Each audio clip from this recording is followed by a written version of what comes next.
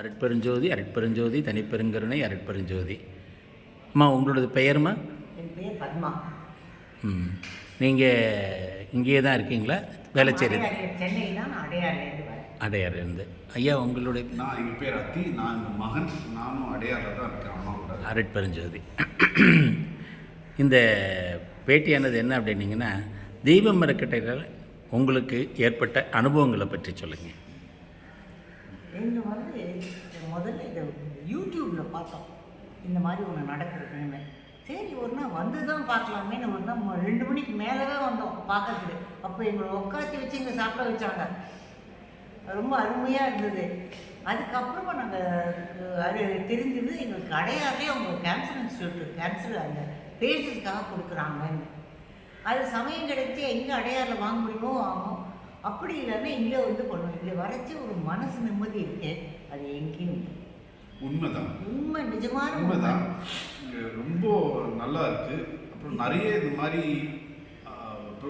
சாப்பாடெலாம் நிறைய ஏழை அடுக்கிற யார் யாருக்கு தேவைப்படுதோ அவங்களுக்கு கொடுக்குறாங்க. ரொம்ப அருளுக்கு சேவை செய்யறது நம்மளுக்கே புண்ணியம் சேரும். அதனால தான் அவங்களும் பண்ணுறாங்க.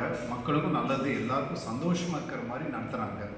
ரொம்ப ரொம்ப நம்ம ரொம்ப ஹார்ட்ஃபெல்ட்டாக இருக்குது. இங்கே பண்ண ரொம்ப நல்லா இருக்குது. இது வந்து நாங்கள் எத்தனையோ கோயிலில் சாப்பிட்ருக்கோம். அங்கே தான் இங்கே இருக்கிற மாதிரி அழகாக சுத்தமாக பணிவாக. ஒருத்தர் வந்திருந்தார், வந்துட்டு ஃபஸ்ட் டைம் சாப்பிட வர்றாரு. அவர் இப்போ விலையெல்லாம் எடுக்க பண்ணார். என் பக்கத்தில் உட்காந்துருந்தார். அவர்கிட்ட சொன்னேன், நீங்கள் எடுக்க வேணால் இவங்களே எடுத்துருவாங்க அப்படின்ட்டு. அவர் சொன்னது தான் எனக்கு ரொம்ப மனசை தொட்டுது. அவர் தான் இந்த மாதிரி நான் பார்த்ததே இல்லை, இவ்வளோ பணிவாக அழகாக ஒரு சுத்தமாக அவ்வளோ பணிவோடு இருக்காங்க. நாங்கள் எத்தனையோ இடத்துல சில இடத்துலலாம் சட்டுப்பிட்டு விழுவாங்க. இந்த இது எத்தனையோ கோயிலில் பார்த்துருக்கேன்.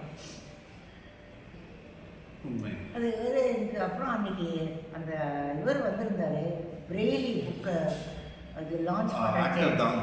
ரொம்ப அழகாக ஸ்பான்டேனியஸாக பேசினார். ஏன்னா அவர் வந்து பேசுகிறச்சே மக்களுக்கு புரிகிற மாதிரி காமன் சென்ஸோட ரொம்ப காம்ப்ளிகேட்டட் இல்லாமல் சிம்பிளாக சொன்னார். டெய்லி லைஃப்பில் இருக்கிற லாஜிக் பிரகாரம் சொன்னார். அது ரொம்ப நல்லா இருந்துச்சு.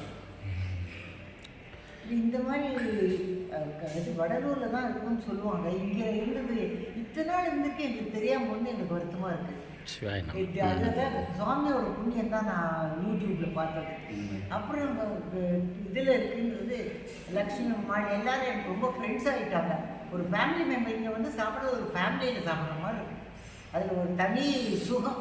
அது என்னன்னு எனக்கு விவரிக்க தெரியல. அவ்வளோ அழகாக இருக்குது.